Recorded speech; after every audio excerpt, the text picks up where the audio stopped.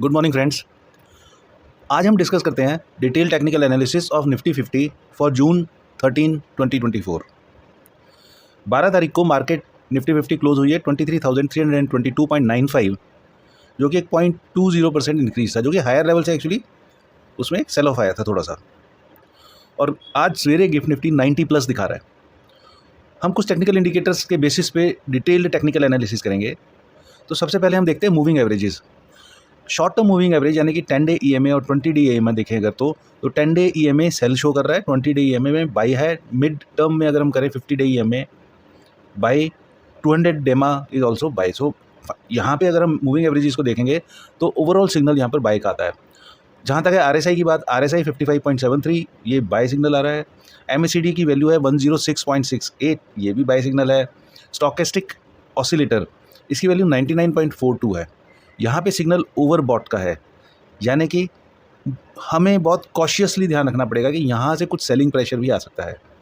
Bollinger band जो price है वो करंटली अपर बैंड, जो कि स्टैंडर्ड डिविएशन होता है SMA का, उसके पास है। तो पोटेंशियली यहाँ भी ओवरबॉट के साइंस आ रहे हैं। अगर हम ADX की बात करें, एवरेज डायरेक्शनल इंडिकेटर, तो इसकी वैल्यू 38.92 है, ये बाई सिग्नल दे रहा है। फिबोनाची रिट्रेसमेंट लेवल्स अगर देखेंगे तो जो की लेवल्स टू वॉच होंगे, जो सपोर्ट होगा, क्योंकि मार्केट बुलिश ट्रेंड में है, तो सपोर्ट निकल के आ रहे हैं 23.6% रिट्रेसमेंट अगर होता है तो 23,000, 38.2% पे 22,800, 61.8% पे 22,500। सो ये लेवल पोटेंशियल सपोर्ट और का प्ले कर सकते हैं। पिवट पॉइंट है 23,340। तो पिवट पॉइंट्स के हिसाब से अगर हम देखें तो सपोर्ट लेवल है 23,250, 23,180 और रेजिस्टेंस लेवल है 23,400। ये फर्स्ट रेजिस्टेंस है, दूसरा है 23,480। अब हम देखते हैं कि कैंडल पैटर्न कैसा है।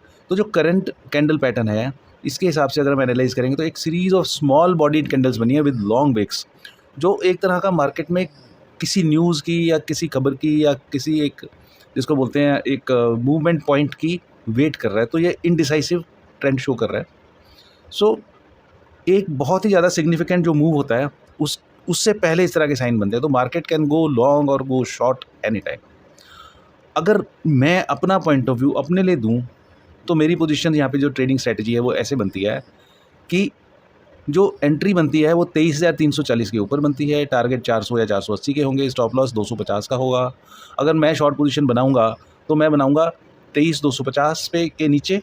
टारगेट 23,180 और 23,000 का होगा। स्टॉप लॉस 23,340 का होगा। और हम सबको ग्लोबल मार्केट ट्रेंड्स को मॉनिटर करना चाहिए। कल बहुत हाइप क्रिएट हुआ था फेड की वजह से कि US मार्केट में पता नहीं क्या होगा, पर कुछ नहीं हुआ। डाउट सबड्यूड रहा, बट जो उनका जो नास्डॉक है उसने बहुत अच्छी मूवमेंट दी है। S&P भी ठीक पॉजिटिव बंद हुआ है।